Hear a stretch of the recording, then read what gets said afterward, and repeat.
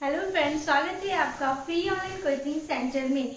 देखिए, हम लोग यूपी स्पेशल के बारे में पढ़ रहे हैं और जिसमें हम लोग यूपी स्पेशल में आज हम लोगों का है उत्तर प्रदेश की बोलियां, जो कि यूपी ARO या फिर अभी जो विधान सभा का जो विधान परिषद का जो होने वाला है ARO या UP PCS lower PCS video का जो एग्जाम होता है, सारे यूपी स्पेशल जो भी एग्जाम होते हैं उन सारे एग्जाम्स के लिए ये इम्पॉर्टेंट है।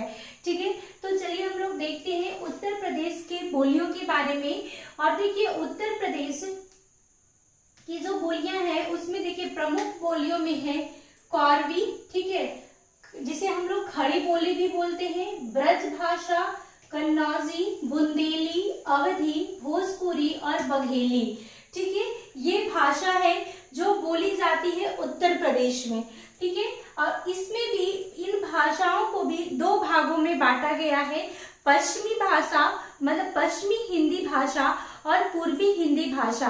ठीक है, इन भागों में क्या, क्योंकि देखिए आप लोगों को जैसे कि पता होगा कि उत्तर प्रदेश बहुत बड़ी जनसंख्या वाला स्टेट है, बहुत ज्यादा जनसंख्या रहता है, तो वहां पे अलग अलग भाषाएं बोली जाती हैं।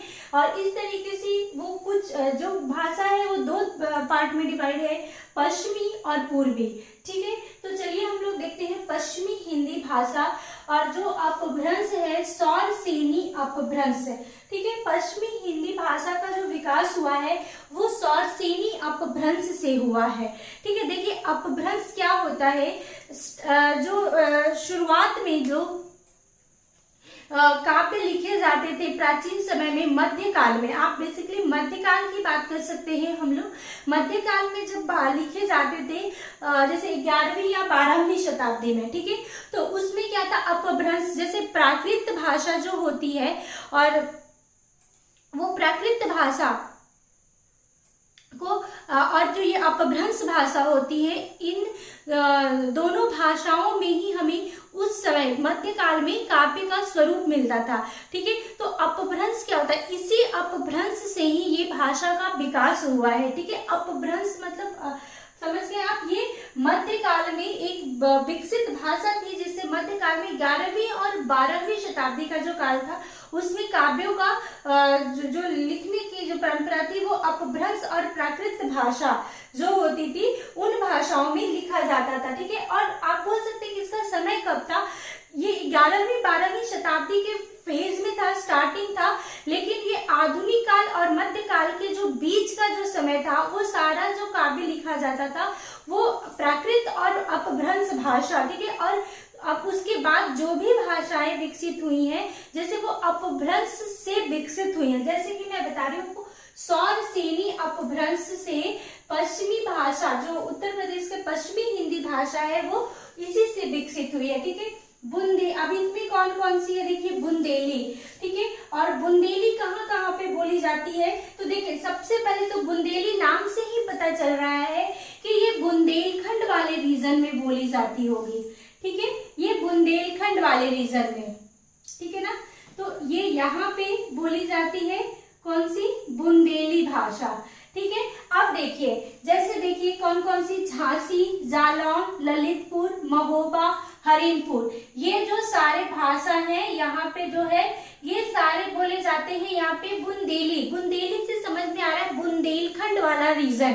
ठीक है, तो ये सारा जो जितने भी आते हैं जैसे झांसी, जालौन, ललितपुर, महोबा, हरिनपुर, जो कि मध्य प्रदेश के बॉर्डर से लगे हुए जो एरिया है वो वहां पे बोला जाता है बुंदेली भाषा। ठीक है, उसके बाद देखिए आल्हा खंड जो है वो बुंदेली भाषा में लिखी हुई है, ये इम्पॉर्टेंट है। देखिए आला खंड जो है वो बुंदेली भाषा में लिखी हुई है और ये लोअर PCS का पूछा हुआ क्वेश्चन है। ठीक है, अब देखिए उसके बाद आता है ब्रज भाषा।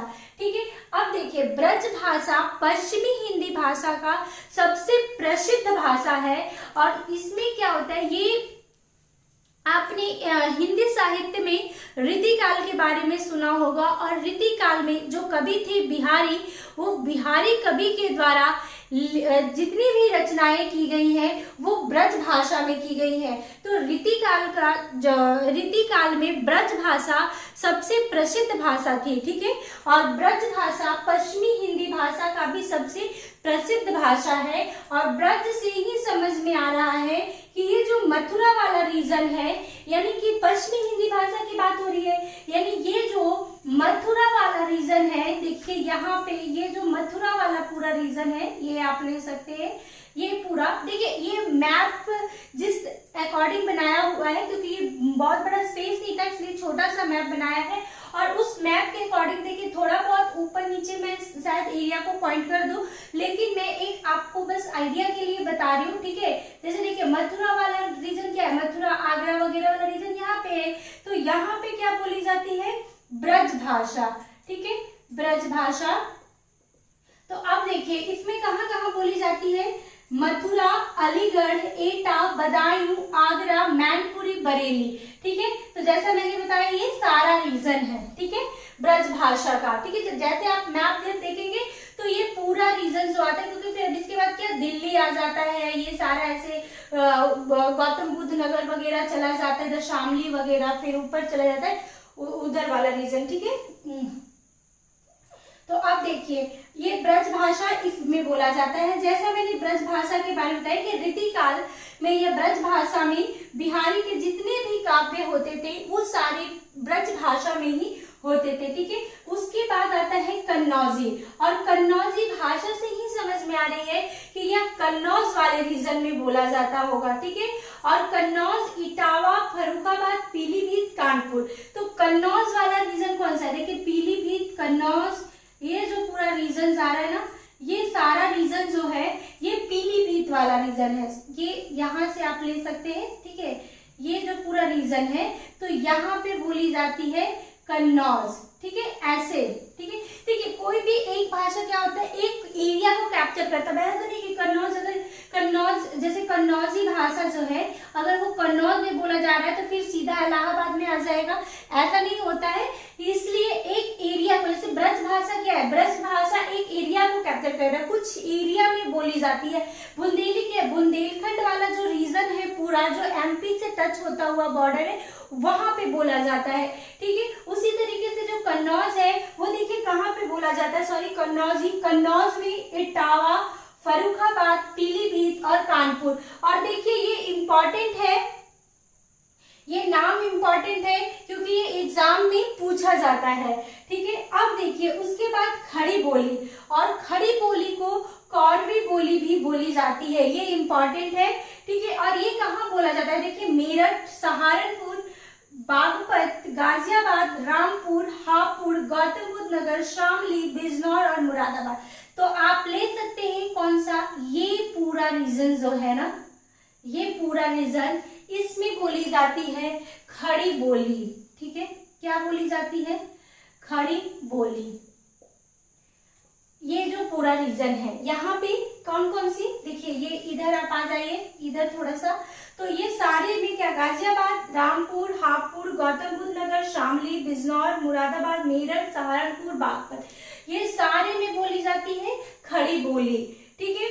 अब उसके बाद देखिए खड़ी बोली का सर्वप्रथम प्रयोग, ये इंपॉर्टेंट है और ये भी लोअर पीसीएस का पूछा हुआ क्वेश्चन है, ठीक है। लल्लू लाल और सदन मिश्र, इन्होंने सर्वप्रथम प्रयोग किया था। और प्रथम कवि कौन है खड़ी बोली में, अमीर खुसरो, और प्रथम महाकाव्य है प्रेम प्रवास, ठीक है।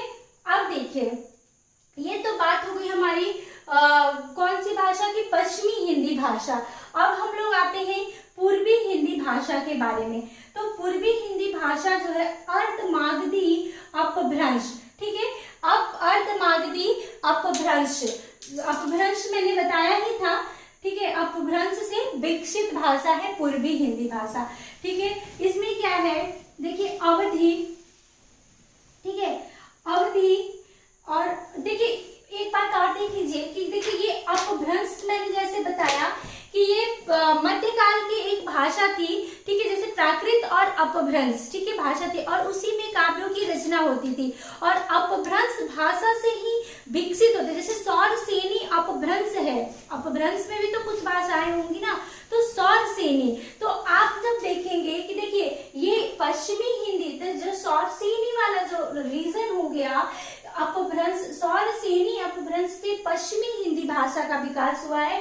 तो आपको ये कैसे पता चल जाएगा कि जो ये रीजन है, ये इस रीजन में जो बोलियां बोली जाती हैं वो सौरसेनी अपभ्रंश से हुई। अब देखिए जैसे अर्ध मागधी, तो आपको पता होगा कि जो मागधी भाषा है वो मतलब बिहार के मैथिली क्षेत्र में मागधी भाषा का उदय हुआ है और उसी क्षेत्र से, ठीक है। और अर्ध मागधी में जो जैन ग्रंथ हैं वो अर्ध मागधी में मतलब मिलते हैं हमें।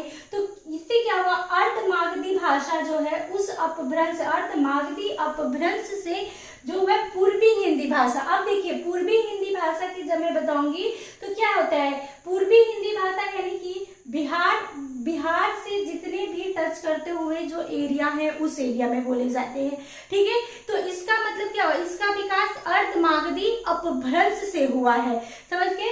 इस तरीके से आप ये सौरसेनी अपभ्रंश देख सकते हैं और अर्ध मागधी अपभ्रंश, ठीक है। इससे मतलब एक आइडिया लगाया जा सकता है जब ऑप्शन में आएगा तो, ठीक है। अब देखिए अवधी भाषा होता है इसमें, अवधि में, अवधि कहाँ का, अवधि मतलब देखिए अवधि भाषा, इसमें भी नाम से पता चल रहा है अवध। अवध कौन सा रीजन था, ये जितने भी आपको रीजन दिख रहे हैं ये पहले अवध के रीजन थे, ठीक है। आप लखनऊ ले लीजिए यहाँ पे, ठीक है। तो लखनऊ से ये सारा रीजन जो है, ये सारा रीजन, ये जैसे लखनऊ, फैजाबाद, प्रतापगढ़, इलाहाबाद, मिर्जापुर, उन्नाव, गोंडा, बस्ती, बहराइच, रायबरेली, श्रावस्ती, कानपुर, सुल्तानपुर, ठीक है ना। तो ये जो पूरा रीजन हो गया, ठीक है ना, ये पूरा रीजन, इस रीजन में बोली जाती है कौन सी भाषा, अवधी, ठीक है, अवधी बोली जाती है। अब देखिए उसके बाद अवधी में क्या है, अवधी में रचित महाकाव्य है रामचरितमानस। और रामचरितमानस किसने रचना किसने की थी, तुलसीदास ने, ठीक है। ये भी इंपॉर्टेंट ही है, तुलसीदास ने रामचरितमानस अवधी भाषा में रचित महाकाव्य है, ठीक है। अब देखिए तुलसीदास, अब विदेशों में फिजी है मतलब जो जगह है जो पैसिफिक ओशियन में है, आप लोग इसको मैप के द्वारा देख लीजिएगा, ठीक है। और यह ऑस्ट्रेलिया के पास में है, ठीक है। तो आप इसको देख सकते हैं मैप में जाकर, यहाँ पे यह सबसे ज्यादा अवधि बोली जाती है, ठीक है। मतलब इन दिन के विदेशों की बात हो रही है तो फिजी में सबसे ज्यादा अवधि बोली जाती है। और फिजी के बारे में आप जाके मैप के थ्रू देखिएगा। अब देखिए फिर आता है बघेली। बघेली कहाँ पे है, बांदा, चित्रकूट, सोनभद्र, इलाहाबाद। इलाहाबाद देखिए अब जो एग्जाम होंगे उसमें इलाहाबाद नाम नहीं आएगा, प्रयागराज आएगा, इसलिए मैंने यहाँ पे लिख दिया है प्रयागराज, ठीक है, ताकि ध्यान रहे।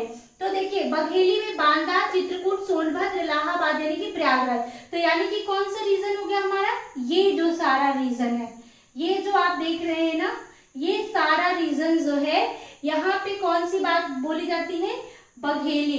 देखिए आप मैप पे ये नहीं बोल सकते कि मैं कोई मतलब यहाँ पे गलत है, क्योंकि मैप मैंने काफी छोटा बनाया है, इसलिए हो सकता है कि जो जगह का नाम है वो थोड़ा इधर उधर हो जाए, लेकिन मैंने एक आइडिया के लिए आपके लिए बताया है कि ये इस एरिया में ये भाषा बोली जाती है, ठीक है। तो जब आप बड़े से मैप में इसको देखेंगे तो ये क्लियर हो जाएगा। अब देखिए उसके बाद आता है बिहारी हिंदी। बिहारी हिंदी इसलिए बोला जाता है क्योंकि भोजपुरी जो है वो सबसे ज्यादा बिहार में बोली जाती है, इसीलिए भोजपुरी को बिहारी हिंदी कहते हैं। बिहारी हिंदी में भोजपुरी और यह मागधी अपभ्रंश, जैसा कि मैंने आपको बताया कि जो मागधी भाषा है वह बिहार के जो मिथिला वाला रीजन है, उस मिथिला वाले रीजन में से ही मागधी भाषा का उदय हुआ है, ठीक है।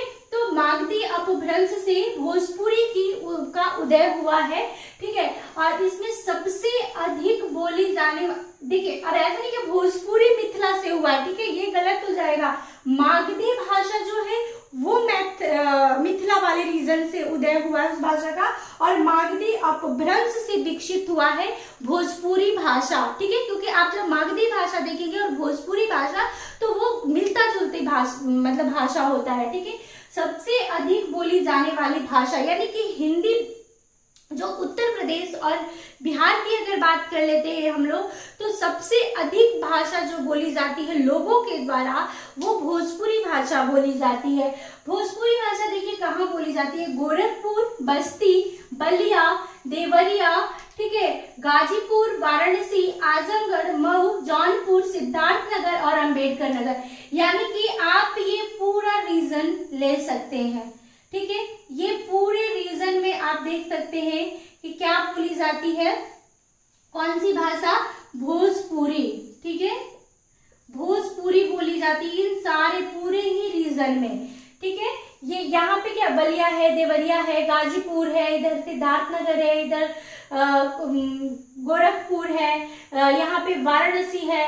तो आप देख सकते हैं ये पूरे जगह पे क्या बोली जाती है, भोजपुरी भाषा बोली जाती है, ठीक है। और भोजपुरी विदेशों में कहाँ बोली जाती है, तो देखिए मॉरिशस, ठीक है, फिजी और गुयाना। देखिए मैं थोड़ा इसको शॉर्ट में बता देती हूँ ये कहाँ पे है, लेकिन आप इसको मैप के थ्रू अच्छे से जान सकते हैं। मॉरिशस जो है वो इंडियन ओशियन में है, फिजी के बारे में मैंने बता ही दिया, ये पैसिफिक ओशियन में है, और गुयाना जो है वो साउथ अमेरिका के जो कॉन्टिनेंट है वहां पे है, ठीक है। तो आप इसको मैप के द्वारा अच्छे से देख लीजिएगा तो वो क्लियर हो जाएगा। यहाँ पे हम लोगों का उद्देश्य क्या है कि विदेशों में कहाँ पे बोली जाती है, क्योंकि ये क्वेश्चन पूछा जाता है, ठीक है। तो मॉरिशस, फिजी और गुयाना में भारत के बाद सबसे अधिक अगर भोजपुरी बोली जाती है, तो ये याद रखिएगा मॉरिशस में सबसे अधिक लोगों के द्वारा भोजपुरी भाषा बोली जाती है, ठीक है। उसके बाद फिजी और गुयाना में भी लोगों के द्वारा भोजपुरी भाषा बोली जाती है, और फिजी में अवधी भाषा भी बोली जाती है, ठीक है। तो ये आप देख सकते हैं कि उत्तर प्रदेश बहुत बड़ी जनसंख्या वाला स्टेट है, इस वजह से कितनी लोगों मतलब भाषाओं का विकास हुआ है, क्योंकि यहाँ पे अलग अलग क्षेत्र में अलग अलग भाषाएं बोली जाती हैं। बेसिकली यहाँ पे दो तरह के इन सभी भाषाओं को दो भागों में बांटा गया है, पश्चिमी हिंदी भाषा और भोजपुरी हिंदी भाषा, ठीक है। तो इस तरीके से हमारा आज उत्तर प्रदेश के बोलियों के बारे में था। अब अगले वीडियो में हम लोग उत्तर प्रदेश के वन्य जीव अभ्यारण्य के बारे में देखेंगे, तो जो कि इम्पोर्टेंट है आपके यूपी स्पेशल जो भी एग्जाम्स होते हैं उसके लिए। तो आज के लिए ये इतना ही था। अगर आपको ये वीडियो अच्छा लगेगा तो आप मेरे चैनल को सब्सक्राइब करके मेरे वीडियो को लाइक एंड शेयर जरूर कीजिएगा। Thank you.